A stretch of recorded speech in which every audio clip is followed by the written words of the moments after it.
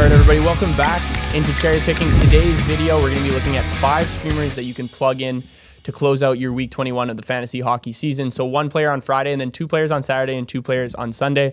These guys are all under 20% rostered and lower, except for 1 guy on Sunday. That's an exception, a guy we will get into. But with the fantasy hockey season winding down, you'll have other outlets to play, either NHL DFS or other types of fantasy games. And that place is at OwnersBox. We're offering huge and full contests throughout the NHL playoffs. And even when your fantasy hockey playoffs are done near the end of the regular season, they also offer a great fantasy new game called Lightning Lineups, a new innovative game that will definitely test your skills and test your knowledge of NHL fantasy hockey. So be sure to check that out. That link will be in the description below. All right, so Friday, only 2 games on that day. It's pretty obvious that we're going to be targeting someone against the Ducks, but we're going to be looking at someone who's only 2% rostered.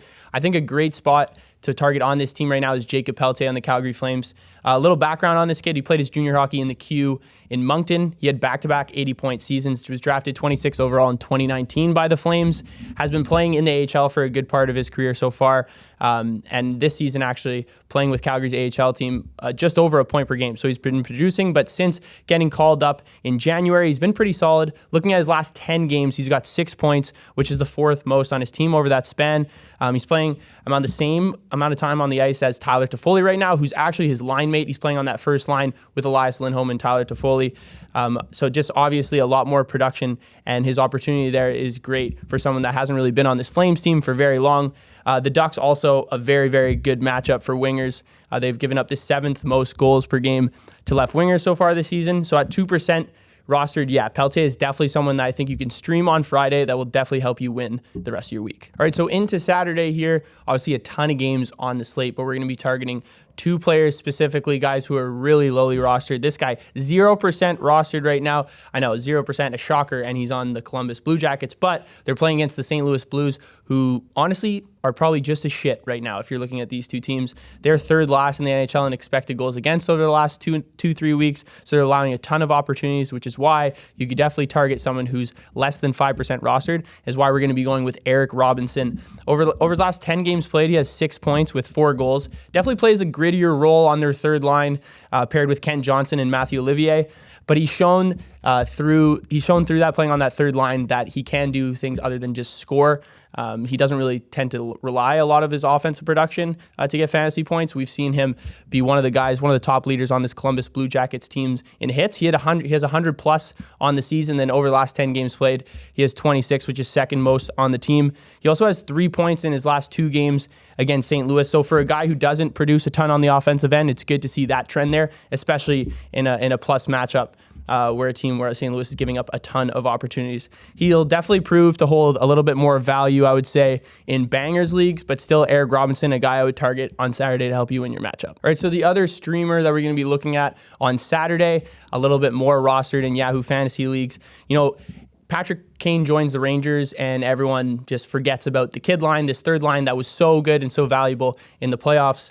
But you really can't forget about Filip, who's been having a terrific year this season. He only has 4 points in his last 10 games played, but his underlying metrics lead me to believe he could have a really big game here against Buffalo. The team's allowing over 4 goals per game recently. Just one of 4 teams in the NHL right now who's allowing that many goals per game. So if you have any Rangers players on Saturday, really, you're in a good spot. But Chytil, over his last 10 games played, these are his ranks amongst the Rangers. 2nd in shots on goal with 27, 1st in Corsi, 3rd in high danger chances with 16, and then 4th in expected goals for. So for a guy that's playing maybe a little fewer minutes than, let's say, Tarasenko, obviously the first 2 lines, he's still producing at a really high rate at only 18% rostered. So I think Chytil is right on the cusp here of breaking into a nice little hot streak.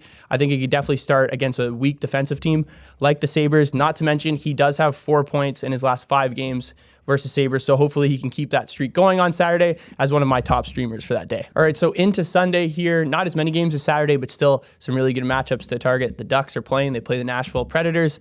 So when the Nashville Predators are playing recently, you have to start Tommy Novak. It's just that simple at this point. Since they've made all their moves, this guy's been honestly probably their most productive forward for sure, and maybe their best forward as well. Over the last 10 games played, he has 12 points and 5 goals. His volume isn't really there yet, but if he continues to produce, they'll have no other option but, just make his leash just a little bit longer and a little bit longer. He centers that first line with Matt Duchene and Luke Evangelista and centers the first power play line as well. This Preds team is shifting, and it seems like Tommy Novak is definitely going to be a part of that shift. They have a great matchup against Anaheim. So like we did with Pelletier, why don't we take advantage of that plus matchup with a guy who's 6% rostered and has 12 points in his last 10 games? I mean, it just seems like a no-brainer. So definitely try to get Tommy Novak for Sunday's matchup against Anaheim. All right, so the next guy that we're going to be looking at to target on Sunday, another no-brainer for me, a guy I actually told you guys to pick up at the beginning of the week. So if you already picked him up, you're laughing at this point, and that's Ryan Hartman. Ryan Hartman, his roster percentage has started to creep up since Monday. He was at 30% rostered. Now he's about 34% rostered in Yahoo leagues, but still, if you can grab him, he's second in points on this team over the last 2-3 weeks, only behind Kirill Kaprizov, who just got hurt. So this could open up even more opportunities for Ryan Hartman as well.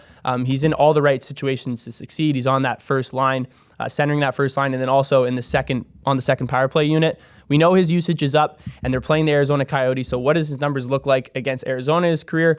Well, he has 14 career points in 22 games, so not that bad. But over his last 4 games against Arizona, he does have 5 points, all being a member of the Minnesota Wild. The Coyotes have been very susceptible to centers this season. They're allowing the most goals and scoring opportunities to centers, especially over the last 2-3 weeks. That number has increased even more.